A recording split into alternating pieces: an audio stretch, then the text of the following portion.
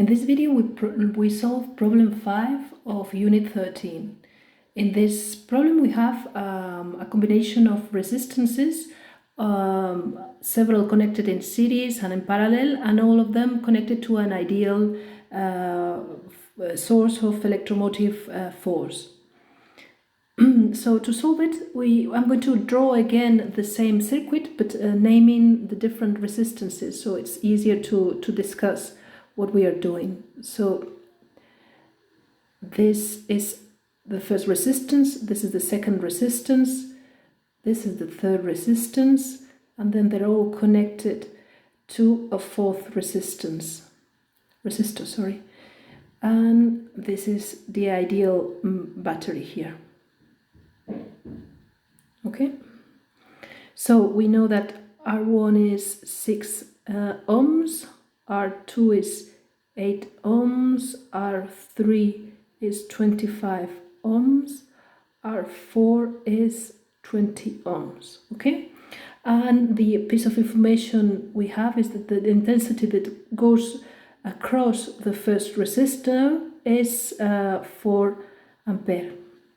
So to solve this, what they're asking is what is the intensity through the third resistor, and what is the intensity through the fourth resistor.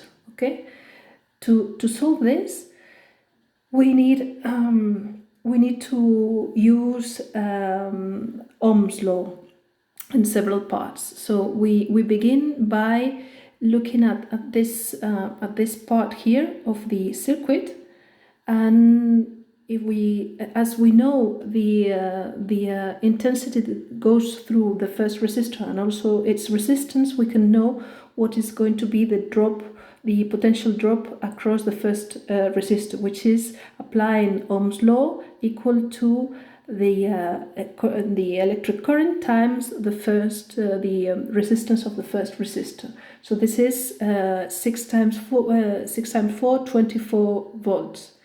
As the first one and the second one are both connected in parallel, their potential loss, their potential drop has to be the same. So from this piece of information we can know what is going to be the electric current across the second resistor, because we know from the application of Ohm's law that the electric current is going to be the potential drop divided by the resistance. So this provides an intensity of 3 ampere.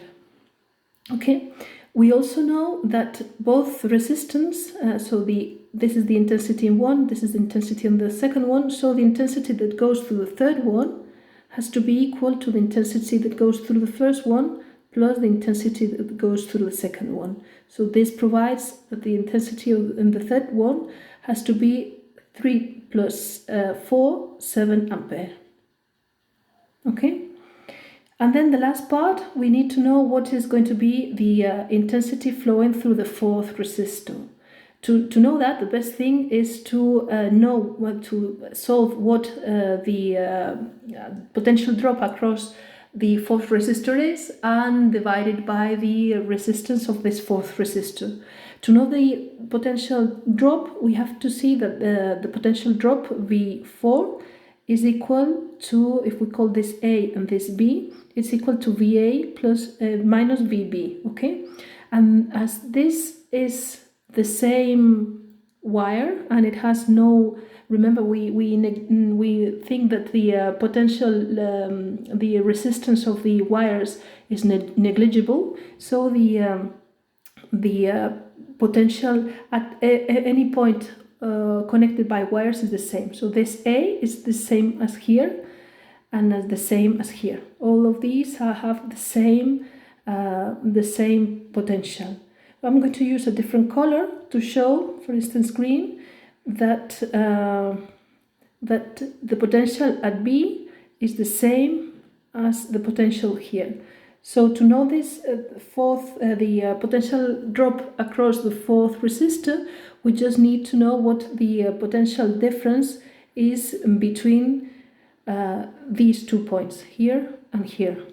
Okay, so it's easy to show that V4 is going to be equal to V1 plus V3. Okay, so the potential drop is going to be equal to V1 plus V3. V1 we already knew because we had solved it. This is 24 volts.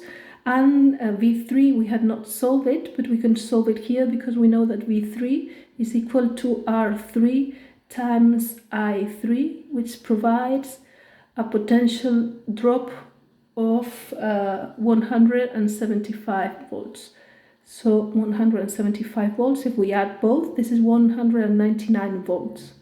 So once we know the potential loss across the photoresistor, it's easy to obtain the electric current flowing through this same resistor, which is going to be V4 divided by R4, which is equal to 9.95 ampere.